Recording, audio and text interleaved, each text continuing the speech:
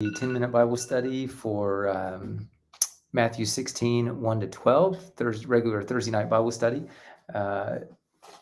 As always, there will be a Zoom discussion. The credentials are in the description. So feel free if you'd like to log in and have a chat about this passage from about 7 to 8. There's a few of us that do that on a weekly basis, and others would be welcome. But I think most people watch this and don't join the chat. So you're also welcome to put questions in the comments and stuff like that. I may not get to them right now, but I will get to them at some point. So we're doing Matthew chapter 16, the first 12 verses. There's been a series of teachings. There were some miracles, some surprising people that came to faith. And now we come to Matthew chapter 16, beginning with verse 1. The Pharisees and Sadducees. So these are two of the key religious leadership groups at the time.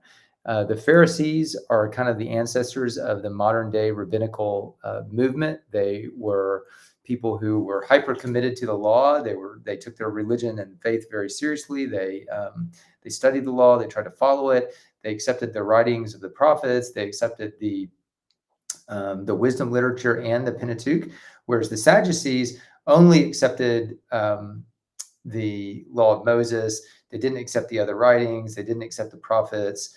They, in some ways, though, and also, but in some ways they were more liberal. Like they wanted to include Greek philosophy into the Jewish religious beliefs. They wanted to at least have the Pentateuch in conversation with Greek philosophy. They were kind of in favor of modern life, Hellenization at the time, so Greek culture, whereas the Pharisees were more conservative in the sense that they focused more on the Hebrew and Jewish stuff and didn't want to let the outside world in and things like that. One of the other key differences, and I'm grossly oversimplifying this, one of the other key differences is that the Pharisees believed in the resurrection of the dead, and the Sadducees did not. They thought when you died, you're done. What's interesting is there's often conflict between these two groups, especially right around the time of Jesus. But here they came together. So the Pharisees and the Sadducees, they came to Jesus and tested him. So they were both, together testing him by asking him to show them a sign from heaven. Now, I have to confess that I've always read testing as kind of a negative thing, like they were trying to trap him, and that was bad. And it was pointed out to me recently by some Jewish friends that this kind of testing through argument is actually a kind of a collegial thing within Judaism, that it's for sport, but it's fun, it's good natured. You are trying to trap the other person. You are trying to defeat them in argument, but it's with smiles and it's done among friends to some degree. So whether they were trying to trap him to embarrass him, to kind of get him off the big stage, or whether it was kind of a more genuine, like, okay, well, if you are who you claim to be, then you ought to be able to answer all these questions. You ought to have some tremendous insight. So I'm not reading that as negatively as I used to, but they wanted a sign. And, signs are the miracles that point to God, right? So a miracle is one thing, it's something supernatural that goes beyond what happens in normal life in the normal world. But a sign is something like that is pointing to a greater truth. So there's more to a sign than just supernatural. And I guess in theory, a sign doesn't have to be supernatural. It can just be some part of life that points to a bigger truth. But they wanted something miraculous, and they wanted it to sort of prove that he was who he said he was. So verse 2, so he replied, "When evening comes, you say it's going to be fair weather, for the sky is red.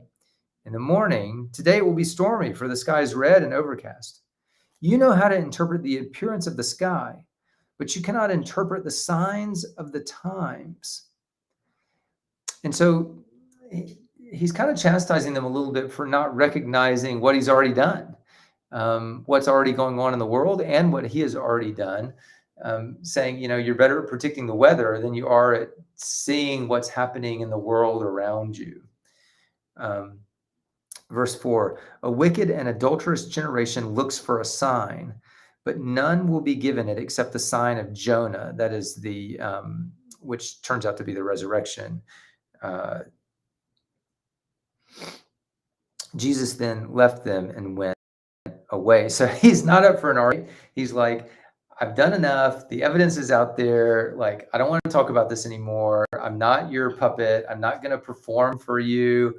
So, you guys, it's like, have you ever argued with someone and, you make your argument and it's a convincing argument. They have no way to dispute what you've said. It's clear that you're right. And they say, yeah, but, and then they just kind of keep prolonging it. And eventually you realize sometimes with people like that no matter what proof there is, no matter what facts come out, they're not going to change their mind. And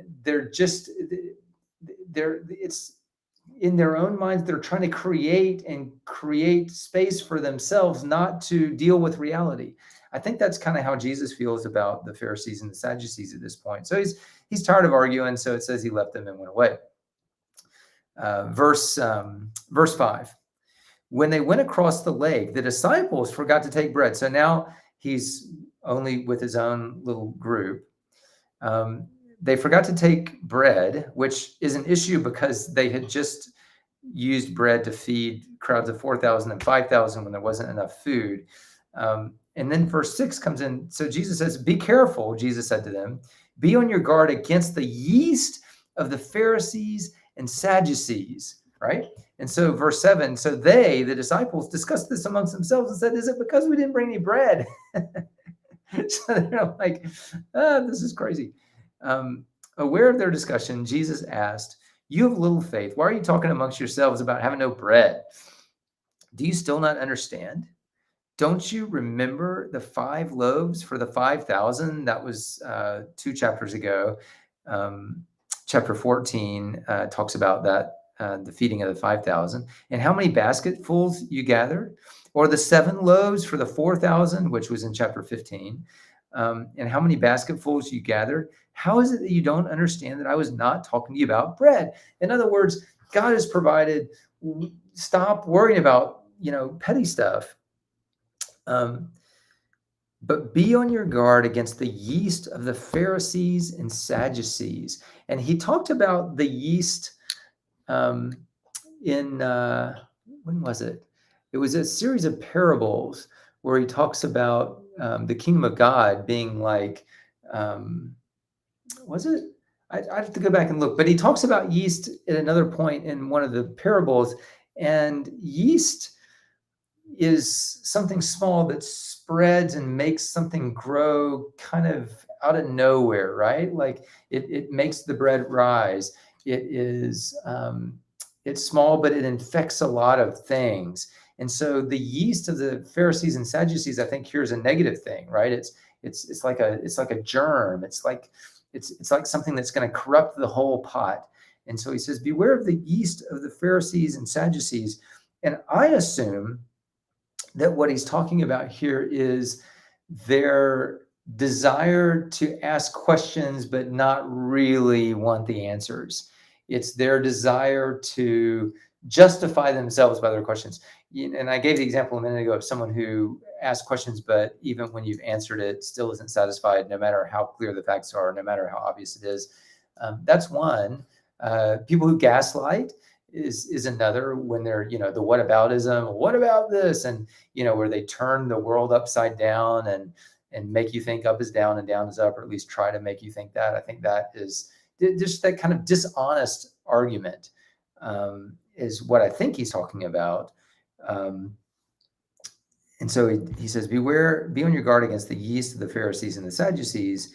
And then they understood that he was not telling them to guard against the yeast used in bread, but against the teaching of the Pharisees and the Sadducees. So it's about false teaching. It's about not asking honest questions. It's about not being willing to admit when the truth is clear. And so that never happens in our world. Oh my goodness. I feel like that is the bane of all of our existence at this point.